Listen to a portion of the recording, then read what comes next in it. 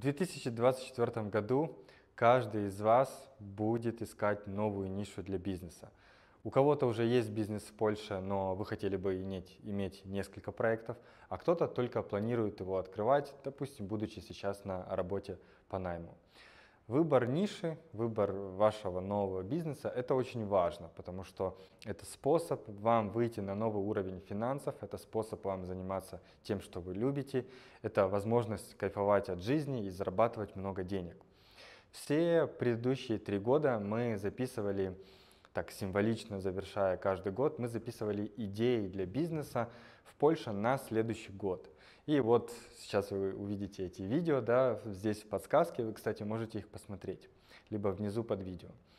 В этом году вместо того, чтобы давать вам рыбу, мы решили научить вас ловить эту рыбу. И вместо идей для бизнеса в Польше мы поделимся инструментами, техниками, подходами, фишками для анализа и выбора ниши по бизнесу в Польше. То есть мы научим вас выбирать бизнес в Польше, какую-то идею самостоятельно. Еще несколько слов, почему это важно. Во-первых, часто бывает так, и напишите, если вы именно тот человек, что не вы выбираете нишу, а ниша выбирает вас.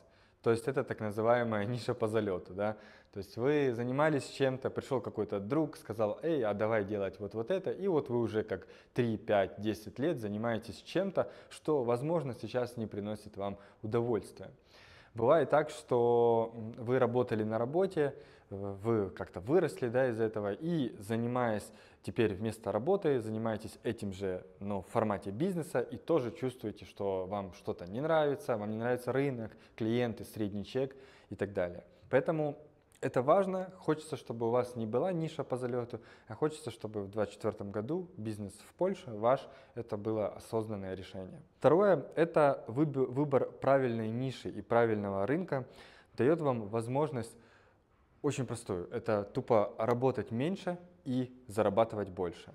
Причем эти два ползунка, они могут максимально быть в разные стороны. То есть вы можете максимально мало работать и максимально много зарабатывать. И именно выбор правильной ниши дает это реализовать.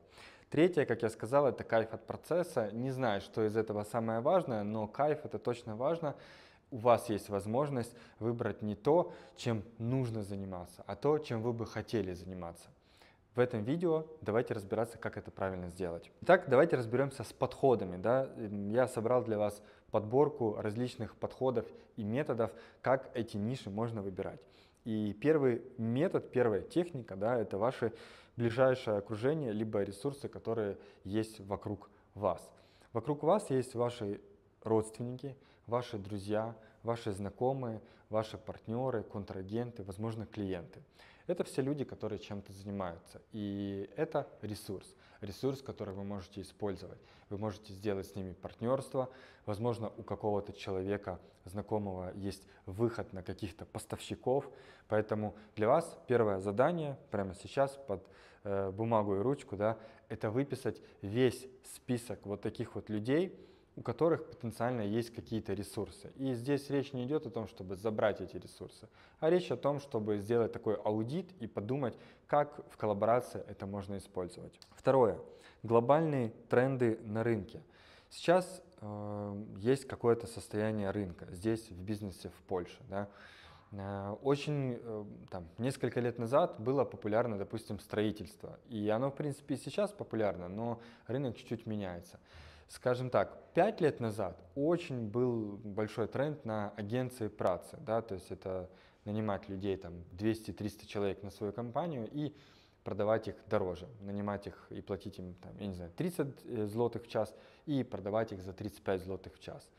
То есть некие тренды на рынке, которые можно подлавливать. Подумайте, какие тренды на рынке есть сейчас. Третья техника, которую я, в принципе, стараюсь раз в год делать, это техника икигай.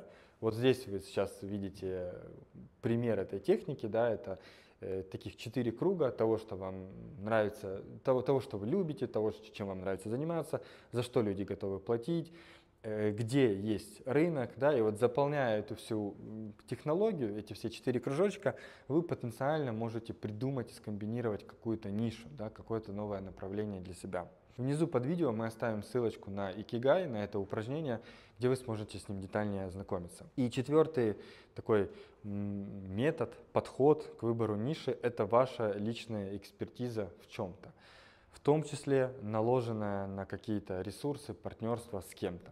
Ну, например, я буду говорить за себя. У меня есть экспертиза в создании бизнеса в Польше, в налогообложении, в понимании польского рынка, даже там польского менталитета и так далее. Как это можно использовать? Есть люди, которые хотят выйти на польский рынок, и мы можем с ними сделать какую-то коллаборацию, партнерство. Следующее. У меня есть экспертиза в создании нишевых YouTube-каналов.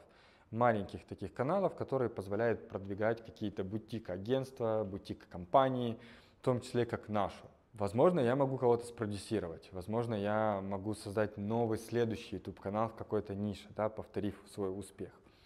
У меня есть возможность и какой-то навык публичных выступлений. Это тоже как-то можно использовать. То есть ваша экспертиза – это ваш ресурс, который можно трансформировать в какую-то нишу. Если вы умеете заниматься строительством, то, пожалуйста, можно, ну это логично, да, заняться строительством. Но не смотрите на это в лоб, подумайте, как, с какой стороны можно еще зайти, и Икигай в этом вам поможет. И, кстати, если вам нужна помощь в регистрации компании либо ИП в Польше, в бухгалтерии, в консультациях по бизнесу в Польше, вы можете обратиться к нам. Снизу под видео вы найдете все необходимые ссылки. Будем рады вам помочь. Теперь давайте разберемся с критериями выбора ниши. Если до этого мы обсуждали подходы, то давайте обсудим критерии. Какие же критерии, звоночки, важные моменты, на которые нужно обратить внимание, чтобы, собственно, работать меньше, а зарабатывать больше. И первый критерий – это большой рынок. Например, строительство – это большой рынок, недвижимость – это большой рынок, криптовалюта – это большой рынок, такси и там, доставка чего-то – это большой рынок, транспортные услуги – большой рынок. Да, это вот примеры таких больших глобальных рынков. В свою очередь, разработка там и производство стеклянных столов. Да. Посмотрите, как сразу сужается ниша. Допустим, производство одежды для собак породы, я не знаю, ротвейлер. Да, то есть мы еще там супер сужаемся. Ну и этот список можно продолжать. Подумайте, в каком рынке находится ваша ниша, насколько это большой рынок.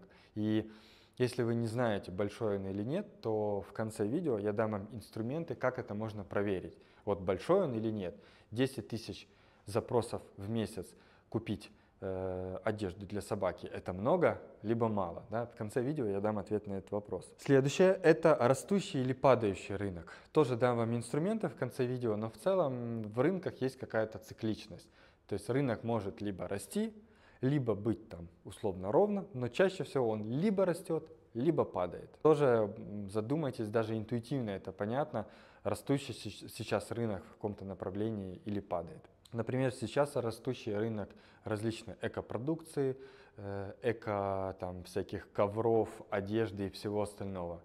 Растущий рынок персональных разных коучей и тренировок. Да? То есть это вот такие большие сегменты. Ну, это первое, что в голову пришло. Следующее – это высокий средний чек. Ну, сами подумайте, да? Вы можете делать какую-то услугу, либо продавать товар, который стоит, допустим, 10 злотых или 50 злотых, а можете делать что-то, где вы будете брать 5000 злотых, либо 50 тысяч злотых, может быть 500 000. И, возможно, действия будут не особо отличаться, то есть это будет то же самое.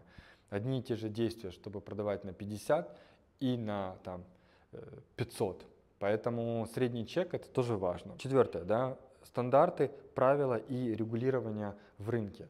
Бывают такие рынки, где уже все так зарегулировано, что ну, ты не можешь придумать какую-то новую услугу в этом рынке, ты не можешь сильно завысить средний чек.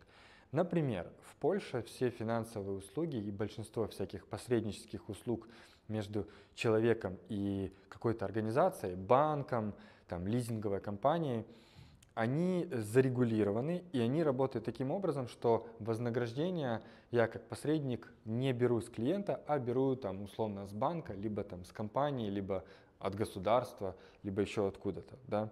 И это вот пример такой ниши, где как бы есть какой-то потолок, который ну, ты как бы не можешь пробить из-за технических правил, которые есть на рынке. Например, партнерки Uber, да, когда-то были популярны, сейчас они тоже есть, но рынок поменялся. Uber платит партнеру там 50 злотых за человека, условно, да. И все, ты не можешь взять с человека, тебе за человека не заплатят 5000 злотых. Вот тебе 50 платят, ну, можешь ты в месяц сделать 500 человек или 5000, это уже твои проблемы, но тебе платят столько и больше не будут платить. Это пример зарегулированной ниши. Есть другие примеры, где это не работает, например, ремонты. Да. В ремонтах ты можешь, если ты красавчик, ты можешь кому-то продать кухню персональную как за 50 000 злотых, так и за 150 000 злотых. Да, беря там какими-то материалами, персональным подходом и так далее. Возникает вопрос, окей, все классно, ничего не понятно, а какие существуют инструменты, как вот это пощупать на практике, как понять, растущий это рынок, как понять объем рынка, как понять, какой там средний чек и так далее. Даю вам тоже ряд инструментов. Первая техника: спроси у друзей, как они покупают такой продукт и за сколько. Ну, например, вы хотите заняться производством там, кухонь, да, либо мебели, и поспрашивайте у всех своих друзей, как они это делают и как они с этой проблемой там, сталкивались и как они ее решали. Спросите, за сколько они готовы такой продукт купить. Под продуктом я подразумеваю и товар, и услугу, и за сколько они ее в итоге там купили. Например, человек может говорить, что я готов купить себе, укомплектовать кухню за 150 000 злотых. А за сколько купил в реальности? Ну, за 30. И сделано из ДСП, так что можно пальцем дырку проколоть. Вот, поэтому задавайте правильные вопросы, как минимум, там, за сколько ты готов купить и за сколько купил там, тот товар или услугу в реальности. Это классная техника, которая очень отрезвляет, особенно если у вас какой-то новый продукт, какая-то интересная идея.